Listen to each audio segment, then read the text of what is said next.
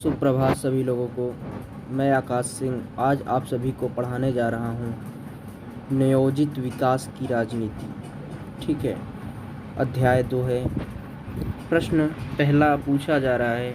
आप सभी को बस बहुविकल्पी पढ़ाऊँगा और आप लोग सुनते रहिएगा और ध्यान लगा के सुनिए। ठीक है।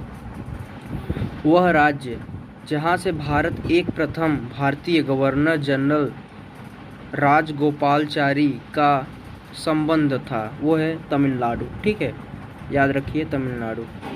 वह राज्य जहां केंद्रीय खाद्य एवं कृषि मंत्री रफ़ी अहमद किदवई रहते थे। यह उत्तर प्रदेश। कहाँ रहते थे? उत्तर प्रदेश में। 1965 से 67 के मध्य सर्वाधिक विकराल खाद्य संकट को झेलने वाला राज्य कौन सा था? वो है बिहार। ठीक है, याद रखिएगा बिहार। श्वेत क्रांति का जनक किसे माना जाता है? वो है वर्जिन कुरियन। ठीक है।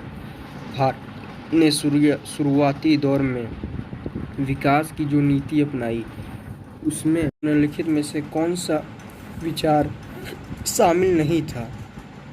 उदारीकरण। ठीक है।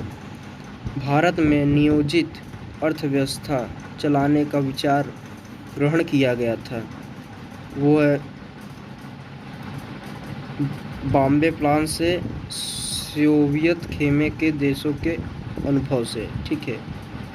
बॉम्बे प्लान के बारे में निम्नलिखित में से कौन सा बयान सही नहीं है?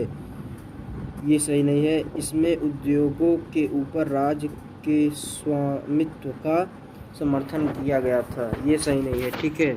इसके बाद हम आगे चलते हैं।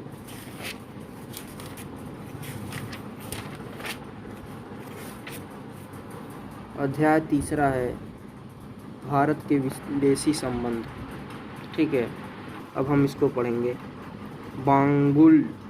बांगुल सम्मेलन कहाँ हुआ था? इंडोनेशिया में। पंचशील समझौता किन देशों के बीच हुआ? भारत और चीन। याद रखिए, भारत और चीन। ठीक है, ये सब ज़्यादातर आते हैं। दलाई लामा कहाँ के धार्मिक नेता थे? तिब्बत। याद रखिए, तिब्बत के। चीन ने भारत पर कब आक्रमण किया? 1962। ठीक है, ये सब याद रखने योग्य है। आंदोलन का उदय कब हुआ? अध्याय 5 बहुविकल्पी प्रश्न 1 नंबर के जो आते हैं। दलित पैंथर्स वर्ष 1972 में किस राज्य का संगठन था? महाराष्ट्र। सूचना का अधिकार आंदोलन किस वर्ष शुरू हुआ? 1990 में।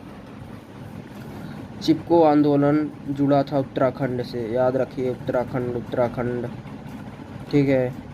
ताड़ी विरोध आंदोलन का प्रारंभ कहाँ हुआ? आंध्र प्रदेश में। ठीक है, आंध्र प्रदेश में। याद रखिएगा।